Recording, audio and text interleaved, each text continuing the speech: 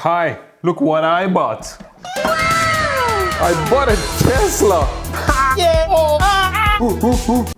Which means I'm in debt. So I thought I have to make some extra money. Let's make a video about it. I had it for 3 months now, so I developed some opinions around it and I want to share with you. Of course, this is the bare minimum Tesla, a Model 3 standard range plus with no additional features, which is not only the cheapest, but way more than enough for me. And I didn't just pay cash for it. What? Did you think I'm a gold mine? I paid the minimum down payment of 2,500 Canadian dollars and I'm paying the rest monthly. Now you might be asking, why did I buy an electric vehicle or EV car and why did I go with a Tesla? You're missing the point here. Now I have a super powerful brushless motor and a huge battery pack. Yeah, whatever, I can drive with it too. Fine, let's answer your questions. Well, let me tell you, I'm not a car person and I won't drool over, say, fast cars or old American muscle cars like some of my old colleagues. What's wrong with you? A car is just a tool. You buy your tool when you need it and you buy it to match the application you have for it. So I don't drool over cars and I don't drool over tools that I don't need, but I drool over tools that I need that can really improve my life. Well, I didn't buy this because I needed a car. I was a happy owner of a Toyota Matrix for over 11 years, which was a great car, still performs great and meets all my applications. We bought an EV car because in general I was unhappy putting so much pollution and greenhouse gases in the environment. EV cars are the future. In the future, everything should be running on electricity, be it stored in batteries or generated from a nuclear power generator.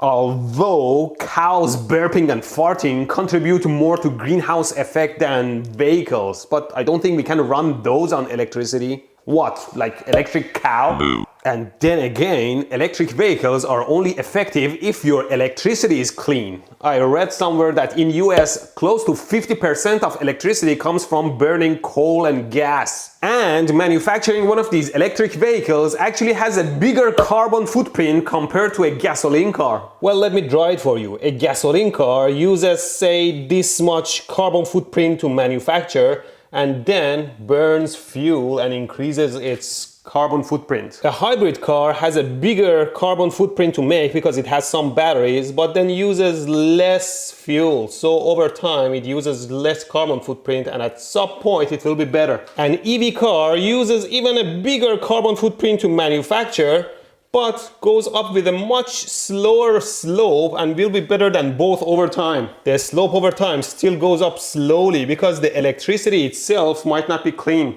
Oh, hopefully at some point the battery manufacturing technology can reduce its carbon footprint and we will be in a better shape. And then we thought, hey, maybe it's good to have two cars. Once in a while we could do more. But then after 1 week of having this, I realized that Toyota is going to sit at the curb like 99.5% of the time. So we passed it on to someone else who needed it. And that's what I recommend to you too. If you are not a two-car family and one of your cars is going to sit there forever because every once in a blue moon you might have a use for it, then just sell it to someone who needs it.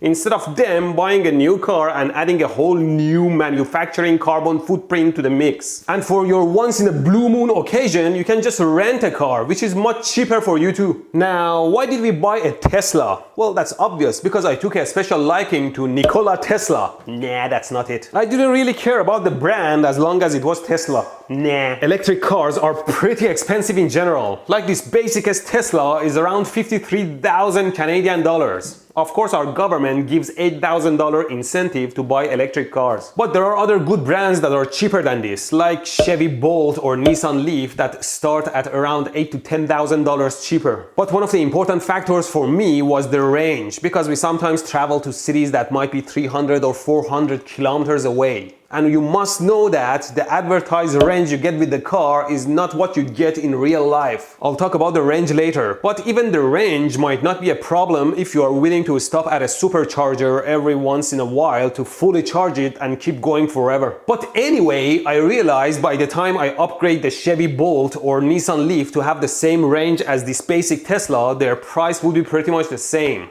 But if you care about the price and don't care about the range much, those are very good cars too. The good thing about the Tesla is that even this most basic model comes with a lot of luxury features, which I don't really care about some of them, like for example the window sealing, which is nice to have, but whatever. Or how it recognizes me from my cell phone. and adjusts the seat for me. Nice to have, but not a deal breaker. And then there is the super fast acceleration, which is almost never useful unless you're running away from cops or the competing thugs. It's not even good for show and tell, especially if you have a wife like me that whenever I go zoom, she goes slap. If you're not a crazy aggressive driver, you'll never accelerate that hard. But if you are a crazy aggressive driver, get off the road. Or it has cameras all around the car and sensors all around to detect any obstacles or cars, which is good for self-driving. That is, at the moment, is like a jittery grandma driving. I'll show you that later. What I really like is the cruise control, which unlike other cars is traffic aware. It sees obstacles and other cars and slows down and stops for them. It stops behind red lights. And it also comes with collision avoidance system, which means it brakes and stops quickly if it notices you're running into an obstacle. Actually, I haven't tried that. Maybe I should try it. I'm gonna put a bunch of cardboard boxes in the street and drive into them and see if the car stops for them. I like the proximity sensors that help you navigate around the tight spots. I really like all these backup cameras. Really useful. Okay, ready to go? Let's see if it sees them. Go! And... nothing. It didn't even see them. What the hell?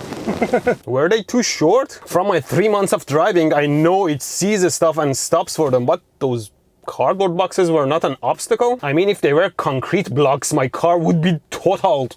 Anyway, let's drive with the car a little bit. Driving wise, it's a solid car, of course. It barely shakes and very smooth and quiet. See, when I accelerate into a car, it doesn't have any problem seeing it and telling me that I'm gonna crash into it. And in cruise control, it sees the car around me and stops for them. And now even if I push the accelerator, see?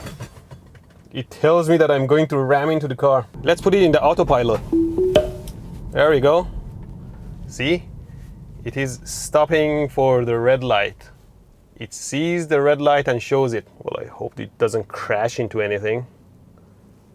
There, green light. I have to press the gas pedal to command it to go.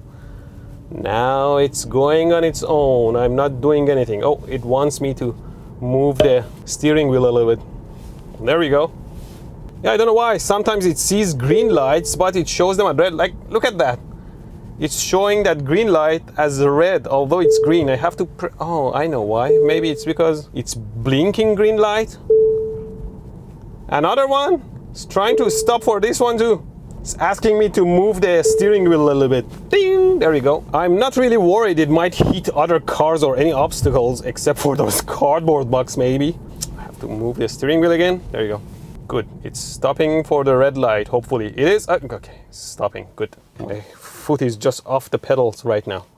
Every time the light turns green, I have to command it to go. I mean, what's the point of self-driving then? To move the steering wheel again. Ding!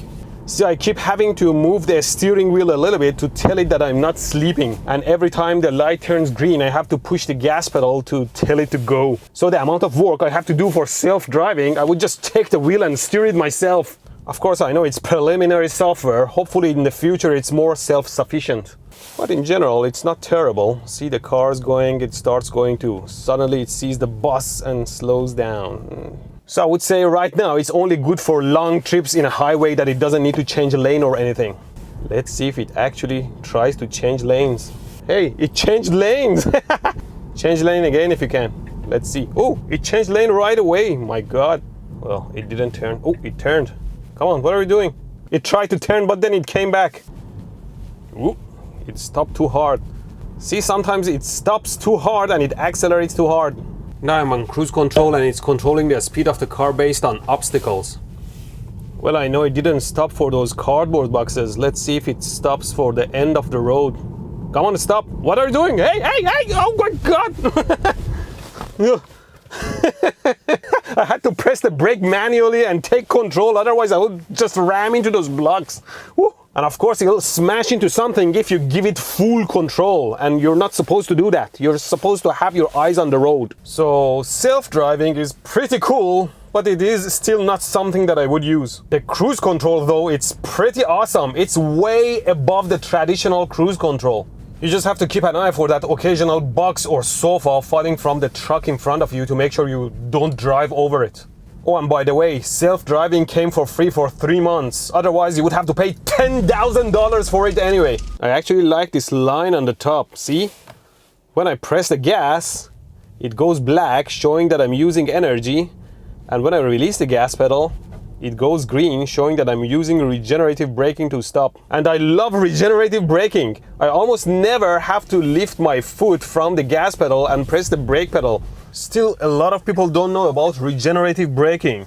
See, the same motor that helps you accelerate, it can also be used as a generator, taking the kinetic energy of the car, turning it into electricity and charging the battery. And in return, it slows down the car and brakes it. It's a great and important technology. Electric vehicles use regenerative braking to restore some of that kinetic energy you put out for accelerating the car, which helps increase the range. Of course, the regenerative braking is not 100% efficient. It's like, I don't know, 50% efficient. So you are gonna lose some of that kinetic energy anyways. Tesla's accelerator pedal works differently than the traditional gasoline car. It's like a speed selector pedal. You push it down, it accelerates to some speed, and when you release it, it actually uses regenerative braking to slow it down to a different speed. And if you completely release it, it slows down completely and stops if you are not in a very steep slope. It has some getting used to, but you almost never need to press the brake pedal. You just adjust your speed using the accelerator, unless you want to stop very quickly and then you press the brake pedal, which also contributes to the fact that electric vehicles almost don't need any maintenance. There is no brake pad changing or oil changing or transmission fluid changing, so nice. And about the range, like I said, you won't get what's advertised, which is pretty much the same as gasoline cars, especially in winter that you use heaters to warm up or heated seat or electronics in the car. And in electric cars, there are actually heaters to warm up the battery to put them in proper operating conditions. Like right now the car is off, but I don't know what's running in there. Can you hear it? So in winter, per my experience, you would get around 70% of the advertised range. In summer, the situation is better, around 80 to 90% probably, because you could still be using the car's AC to cool down. So I would say year-round, around 80%. And that's not all. According to Tesla itself, the battery can lose an average of 1% charge daily just sitting in the garage, which is around 4 kilometers in my case. And that's if the garage temperature is above 15 degrees Celsius. Let me tell you a story. I went to a ski resort on top of the mountain, which was around 33 kilometers from my home, and I used equivalent of 73 kilometers of charge because it was an uphill battle. After we returned from skiing, I lost around 16 kilometers of range because the car was sitting in cold air. But coming back from the mountain, I had traveled around 21 kilometers and I had gained 5 kilometers of range because of regenerative braking. And finally, after around 33 kilometers getting home, I had used only around 7 kilometers of range. You can't say that about gasoline cars. Going up the mountain, you burn a ton of fuel, and coming down, you still burn fuel. You never gain anything. When you stop the car behind the red light, there is almost no consumption compared to gasoline cars. And the price of running on electricity is much cheaper than gasoline. Okay, let's do a quick calculation. According to Wikipedia, my battery is a 56 kilowatt hour battery, and in my area it will cost me around $5 to $7.50 to fully charge the battery. And say if we get the worst case of 70% range out of it, it will run for around 300 kilometers. Now for gasoline cars, if we assume worst case we are using 10 liters per 100 kilometers, I would be using 30 liters to get the same range, which will be in Vancouver around $42. Prices are different location to location, but for me, it's like 7 times cheaper running on electricity. For me, that's over $100 saving monthly or over $1,200 saving annually. And I don't have to go to a gas station ever again. Well, maybe once a year I have to go to a supercharger station because I always charge at home. And about charging, The car already comes with a charging cable, which is pretty much all you need. The charger already comes with a 120 volt plug. You plug it into your car and it starts charging at around 120 volts, 12 amps, which you can reduce the current if you have to. 120 volts, 12 amps can take up to 2 full days to charge your battery. That's why you might want to go with these 240 volt outlets. You don't need to change your charger. You just get a 240 volt adapter for it and change the adapter. And with that, you can charge your battery with around 240 volts, 32 amps, which is around 5.3 times faster than the 120 volts, 12 amps. So it should take around 8 to 10 hours to charge my battery from 0 to 100%. And yet, I adjust the current to minimum 5 amps. Now you might tell me, what's wrong with you? The whole problem with electric vehicles is that we can't charge them fast enough, and you set your charging setting to minimum? See, I realized every day I travel no more than 40 to 60 kilometers. Every night I come in and plug it in on minimum current setting, and next day the car is fully charged. There is no point to charge any faster. It's better for the battery, the charger runs more efficiently, and there is less power waste on my breaker and house wires and city power lines. 32 amps on 240 volts is the same as 64 amps on 120 volts. Imagine if all the neighbors had electric cars and wanted to charge at maximum current. The city would have to upgrade the entire power system. So I always charge on minimum current. Maybe once in a year I want to go on a long distance trip of say 300 kilometers, and then I come back and want to fully charge it and prepare it for the next morning. Then I set it to maximum current. Or I could just go to a supercharger. So that's my entire spiel about electric cars and Tesla. Except, let me show you something. There is a bunch of super strong computers in Tesla for driving or auto steering and other stuff. And they put the weakest computer for the display. Fortunately, so far, I haven't had problems with the car's computers during driving. But in multiple occasions, I come to the car and turn it on and the stupid display is frozen. Luckily, we captured one of the issues. See? The touch screen doesn't work. I'll probably have to reset it again. Okay, seems like it's back to life. Damn it! The display froze again. The funny thing is that I can still drive with the car. I have to reset it by pressing these 2 buttons for 15 seconds or something. And it's coming back. And they have pretty much used the weakest processor for it too. What is it? Like Intel Atom? See, if I try to go to YouTube, there you go. And it keeps turning and turning. Kids are yelling in the back seat. Dad, when will the movie start? And it keeps turning and turning. Dad, are we there yet? Come on, you can do it.